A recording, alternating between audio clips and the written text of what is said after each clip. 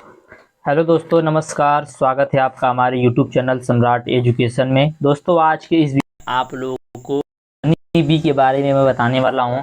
तो honey bee को हम लोग दो पार्ट में देखेंगे, जैसा कि आप लोगों को बेनिफिशियल इंसेक्ट सब्जेक्ट जो उसमें पढ़ना है, तो इसको हम लोग दो पार्ट में पढ़ेंगे। उसके बाद दोनों पार्ट को मिलाकर सब एक पार्ट में पढ़ेंगे। पहले इसको दो पार्ट में देखेंगे, फिर लास्ट में पूरा कंक्लूजन निकाल कर वह एक पार्ट में देखेंगे। और जो लास्ट पार्ट होगा 5 से 6 मिनट का वीडियो सिर्फ होगा, उसी में पूरा दोनों पार्ट कवर कर लेंगे। तो चलिए देखते हैं सबसे पहले आज का यह पहला पार्ट। तो आप लोग इस वीडियो को ज़्यादा से ज़्यादा शेयर कीजिएगा। यदि आप लोगों को इसका पीडीएफ चाहिए तो डिस्क्रिप्शन में व्हाट्सएप ग्रुप का लिंक और व्हाट्सएप नंबर दिया गया है, मैसेज करके आप लोग इसका पीडीएफ ले सकते हैं। तो चलिए स्टार्ट करते हैं बिना देरी किए हुए।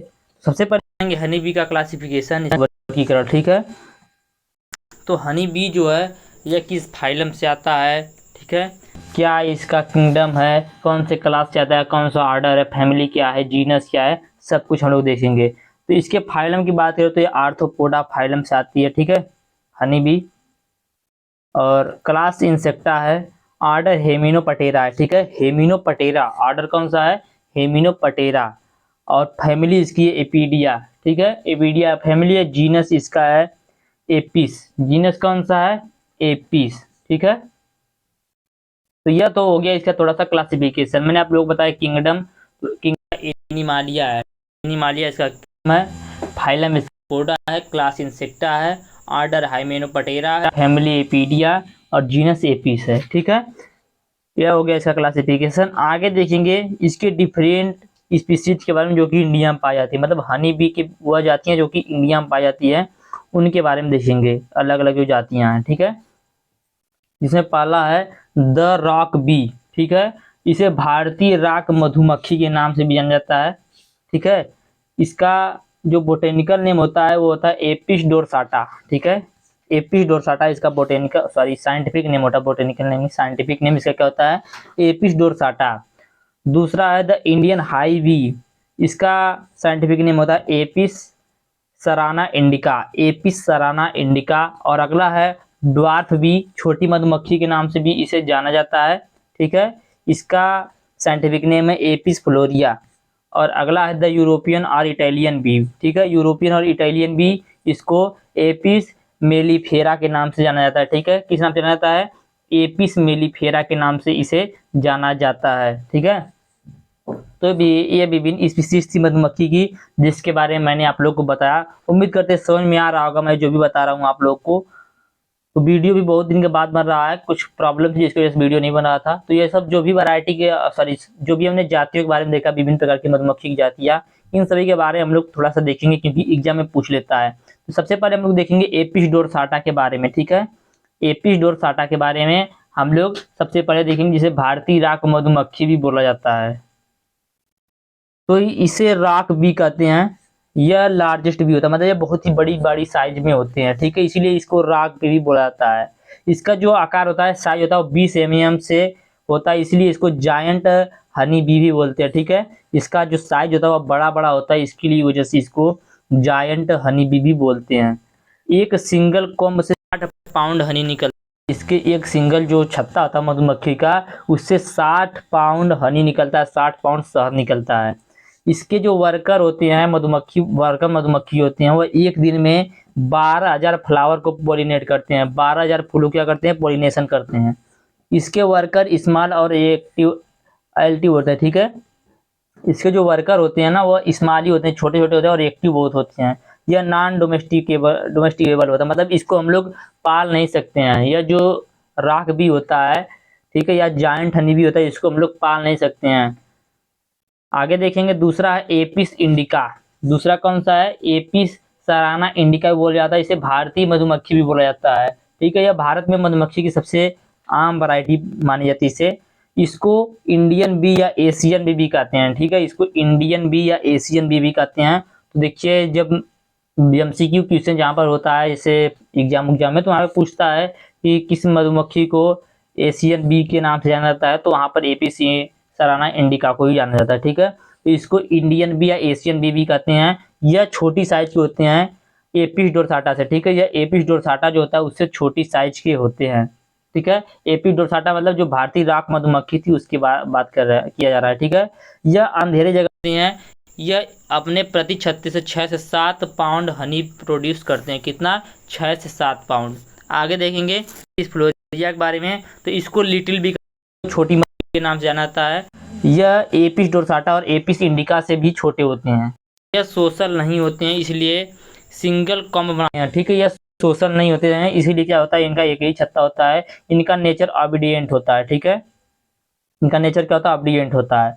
अगला है एपिस मेलिफेरा, इसको यूरोपियन भी कहते हैं। ठीक है, ये जो एपिस मेलिफेरा है इसको यूरोपियन बीवी बोला जाता है। ए बी कम प्रोड्यूस करती है, जो मधुमक्खी होती है कम शहद जो है प्रोड्यूस करते हैं।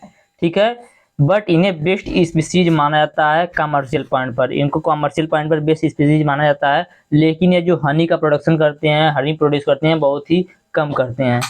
इनको हम लोग पाल सकते हैं, कहने का मतलब यह है। इसके इटालियन वैरायटी को यूरोप और अमेरिका में पाला जाता है। इसकी जो इटालियन वैरायटी होती है उसको यूरोप और अमेरिका में पाला जाता है। तो अगला लास्ट डैमर बी। ठीक है, अगला लास्ट है डैमर बी। ठीक है, तो इसे ट्रू हनी बी से इसका साइज छोटा होता है। ठीक है, जो ट्रू हनी बी होता है उससे इसका जो साइज होता है वह छोटा होता है। इसका जो काम होता है वह इरेगुलर शेप का होता है, मतलब इसका कोई आकार नहीं होता, समान आकार नहीं होता है। इसके छत्ते जो होते हैं डार्क मटेरियल में बने हुए होते हैं। इसको सेरमन कहते हैं। ठीक है, क्या कहते हैं? सेरमन कहते हैं। सेरमन वैक्स अर्थ और रीजन से मिलकर बनता है। इसका जो सेरमन होता है वैक्स अर्थ और रीजन से मिलकर बनता है। यह छत्ते बनाने के लिए वैक्स सेक्रेट नहीं करते हैं। ये जो वैक्स बनाते हैं, मोम बनाते हैं, उसके लिए जो छत्ते होते हैं वह सेक्रेट नहीं करते हैं। ठीक है, तो यह तो हो गया मधुमक्खी के बारे में। तो आप लोग के सिलेबस में पूछा है कि कौन कौन से फसलों को पोलिनेट करता है मधुमक्खी। तो मैं आप लोग को बता दूं कि मधुमक्खी जो जितने फूल वाले फसल होते हैं सभी को पोलिनेट करता है। ठीक है, फ्लावर वाले सभी फसलों को पोलिनेट करता है। तो कुछ फसल के बारे में हम लोग देखेंगे, थोड़ा सा जरूरी है।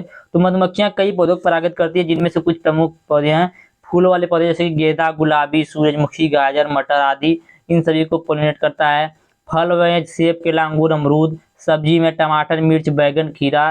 तिलहनी फसलों में सरसों, अलसी, सूरजमुखी। और भी फसलें हैं जिनको क्या करता है कि यह पोलिनेट करता है। हल्दी, धनिया, जीरा, चाय, कॉफी, तंबाकू, पान, सूरजमुखी, गाजर, ब्रोकली, फूल गोभी, पत्ता गोभी, मटर, मूंगफली से, मतलब लगभग सभी क्रॉप को क्या करता है, जब पोलिनेट करता है। ठीक है, मधुमक्खी के जीवन चक्र के बारे में हम लोग देखेंगे। तो मधुमक्खी जो होता है इसका जीवन चक्र बार बार एग्जाम पूछता है, आप लोग याद रखिएगा, 5 नंबर में बार बार पूछ लेता है एग्जाम में। तो मधुमक्खी का जो जीवन चक्र होता है, इसके पूरे जीवन चक्र में कुल 4 अवस्थाएं होती हैं। पहले हम लोग शॉर्ट में देखेंगे, फिर इसी वीडियो में थोड़ा सा लॉन्ग में देखेंगे हम लोग। ठीक है, तो मधुमक्खी का जो जीवन होता है, जीवन चक्र होता है, वह 4 अवस्थाओं में पूरा होता है। ठीक है, एक लार्वा, प्यूपा और अडल्ट। ठीक है, एक लार्वा, प्यूपा और अडल्ट। तो हम लोग सभी के बारे में देखेंगे। तो मधुमक्खी का जीवन चक्र निम्न चरणों में बीता है, जिसमें पहला चरण है अंडे का। ठीक है, सबसे पहले क्या होता है, मधुमक्खी अंडे देती है। रानी मधुमक्खी अंडे देती है, जो कि 3 दिनों में बच्चे में बदल जाते हैं। ठीक है, रानी मधुमक्खी जो होती है वह क्या करती है, अंडा देती है, जो कि क्या होता है कि 3 दिनों में बच्चा में बदल जाता है। उसके बाद यह लार्वा अवस्था जाते हैं। बच्चे 5 से 6 दिन तक लार्वा अवस्था में रहते हैं और इस बहुत तेजी से बढ़ने लगते हैं। इसके बाद प्यूपा अवस्था में आ जाते हैं। लार्वा अवस्था के बाद मधुमक्खी होती है वो प्यूपा अवस्था में चली जाती है, जिससे वे अपने शरीर को पूरी तरीके से बदल लेती है। इसके बाद वो अडल्ट में परिवर्तित हो जाते हैं। प्यूपा अवस्था के बाद मधुमक्खी वयस्क अवस्था में आ जाती है और अपने जीवन के अलग अलग चरणों में काम करना शुरू कर देती है। ठीक है, तो ये हमने थोड़ा शॉर्ट में बताया, थोड़ा सा लॉन्ग में देखेंगे इसके जीवन चक्र को। आप लोग से एग्जाम में जब पूछेगा तो आप लोग ये वाला लिखिएगा, यदि छोटा 5 नंबर पूछेगा तो इसको, 7 नंबर पूछेगा तो इसको। ठीक है, इसलिए मैं बता रहा हूँ कि क्लियर हो जाएगा आप लोगों का। तो मधुमक्खी का जीवन चक्र 4 अवस्था में पूरा होता है। अंडा, शिशु, प्यूपा और वयस्क, मतलब एग, लार्वा, प्यूपा और अडल्ट में पूरा होता है। रानी मधुमक्खी होती है छत्ते के कोष्ठों के तल पर अंडे देती है। रानी मधुमक्खी जो होती है वो जो छत्ते में निचला कोष्ठ होता है, कोष्ठक खाली खाली जो स्थान होता है उसमें क्या होता है, अंडे देती है। इसमें अंडे जो होते हैं वह भी 2 तरीके के होते हैं, एक निषेचित अंडा होता है, एक अनिषेचित अंडा होता है। इसमें जो निषेचित अंडा होता है उसमें से कमेरी और रानी मधुमक्खी पैदा होती है। ठीक है, कौन कौन सी, कमेरी और रानी मधुमक्खी पैदा होती है। और अनिषेचित अंडे जो होते हैं उसमें से ड्रोन्स पैदा होते हैं, मतलब नर पैदा होते हैं। ठीक है, अंडों से 3 दिन बाद शिशु पैदा होते हैं। इनके जो अंडे होते हैं उसमें से 3 दिन के बाद ही शिशु पैदा होते हैं, जिन्हें कमेरी मधुमक्खियां 3 दिन तक राज जेली खिलाती हैं। ठीक है, अंडा से जब 3 दिन के बाद शिशु पैदा होते हैं तो उन्हें कमेरी मधुमक्खियां जो होती हैं वह 3 दिन तक रॉयल जेली खिलाती हैं। 3 दिन बाद रानी नर व कमेरी मधुमक्खियों का भोजन भिन्न हो जाता है। मतलब 3 दिन तक तो सबको समान भोजन दिया जाता है, 3 दिन के बाद सबका भोजन अलग अलग हो जाता है। रानी नर व कमेरी मधुमक्खियों का भोजन जो होता है वो अलग अलग हो जाता है। रानी जो मधुमक्खी होती है या रानी का जो शिशु होता है उसको रॉयल जेली, कमेरी शिशु को शहद व पराग और का मिश्रण और वर्कर जेली तथा नर शिशु को ड्रोन जेली खिलाई जाती है। ठीक है, कहने का मतलब है कि इसमें से जो रानी मधुमक्खी निकलती है उसको रॉयल जेली खिलाया जाता है। कमेरी जो मधुमक्खी के शिशु होती हैं उनको शहद और पराग का मिश्रण, वर्कर जेली तथा नर शिशु को ड्रोन जेली खिलाई जाती है।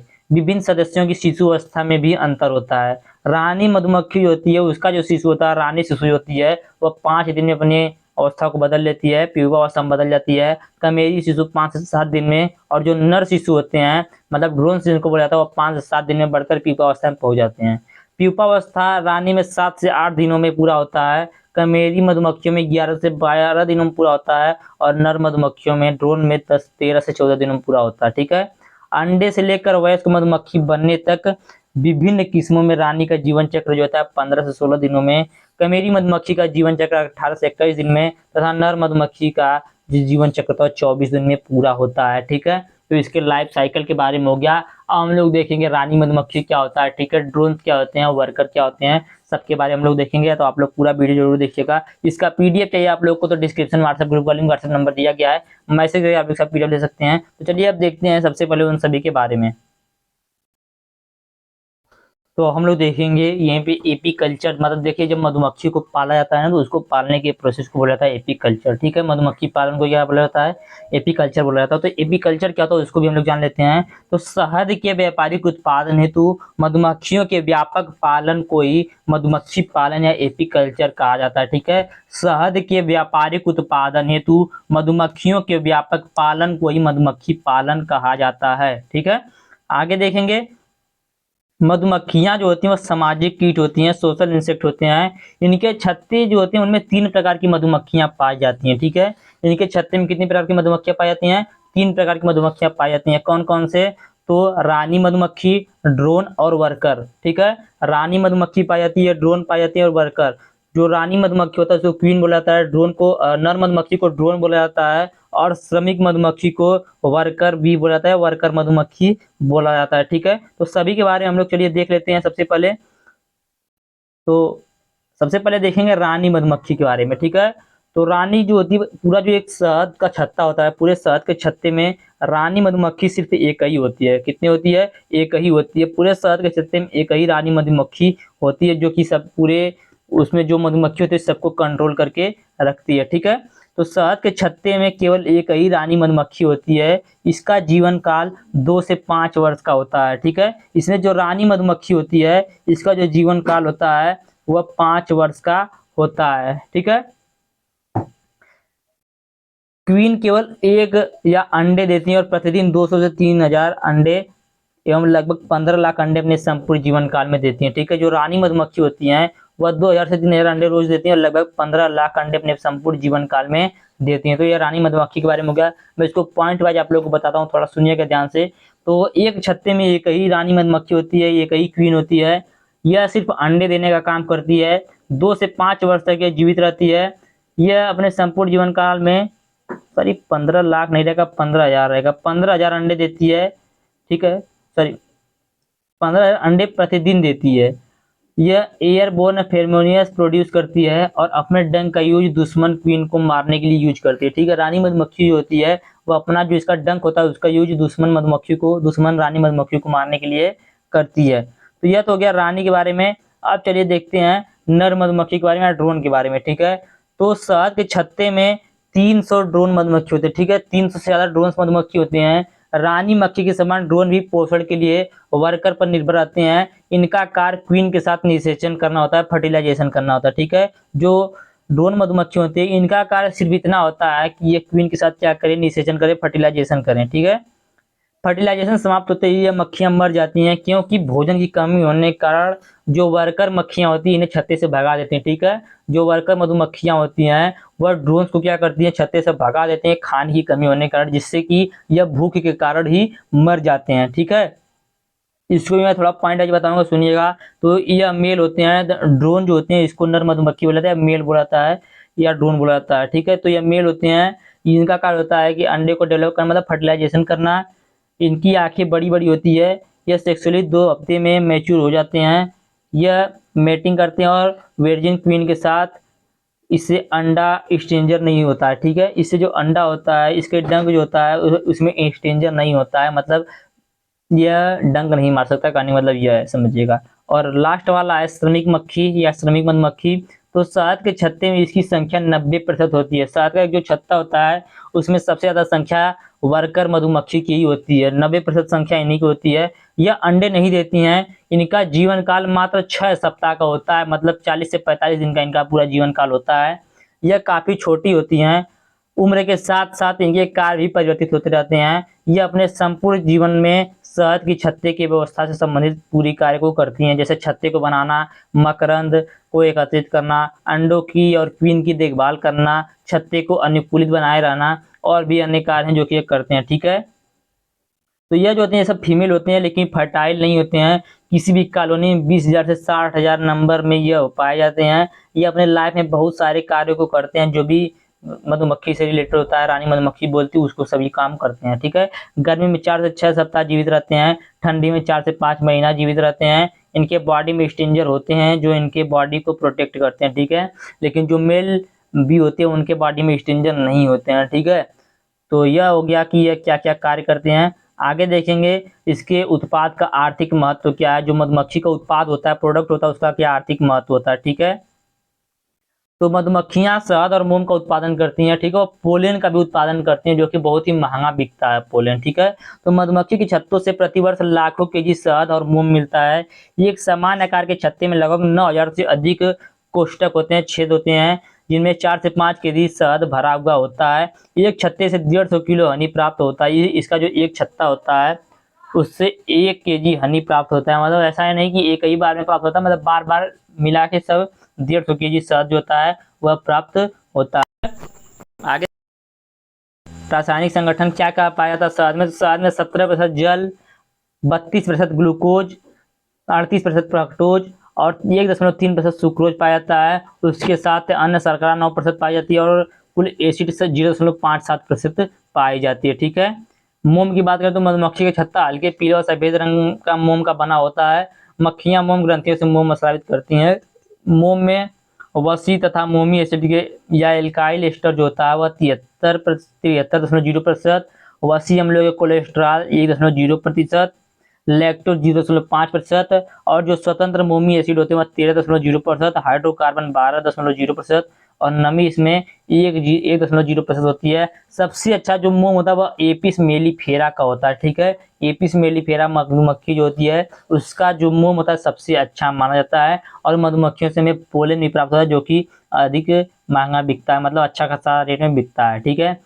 बी वेनम के बारे में थोड़ा जान लेते हैं, एक नंबर पूछ लेता है बी वेनम क्या होता है। तो मधुमक्खी काटने के बाद जैसे क्या होता है कि जो मधुमक्खी काटती है तो बहुत तेजी से दर्द करता है, वही होता है बी वेनम, ठीक है। तो रानी और श्रमिक मक्खियां डंक ग्रंथि या विष ग्रंथि में विष बनाती हैं, जिससे यह डंक की सहायता से दुश्मनों के शरीर में पहुंचाकर अपनी सुरक्षा का कार्य करती हैं। मधुमक्खी के विष को होम्योपैथी, एलिपैथी तथा प्राकृतिक उपचार पद्धतियों में प्रयोग किया जाता है, ठीक है। तो यह पार्ट 1 जो आप लोगों का पूरा कंप्लीट हो चुका है। उम्मीद करते हैं आप लोगों को बहुत कुछ समझ में आया होगा, वीडियो भी अच्छा लगा होगा। वीडियो अच्छा लगा है तो वीडियो को लाइक कीजिएगा, चैनल को सब्सक्राइब कीजिएगा, अपने दोस्तों के पास शेयर जरूर कीजिएगा। इसका पीडीएफ चाहिए तो डिस्क्रिप्शन में व्हाट्सएप ग्रुप का लिंक, व्हाट्सएप नंबर दिया गया है, मैसेज करके आप इसका पीडीएफ ले सकते हैं। अगला वीडियो चाहिए तो कमेंट में नेक्स्ट वीडियो जरूर लिखिएगा। धन्यवाद, जय हिंद।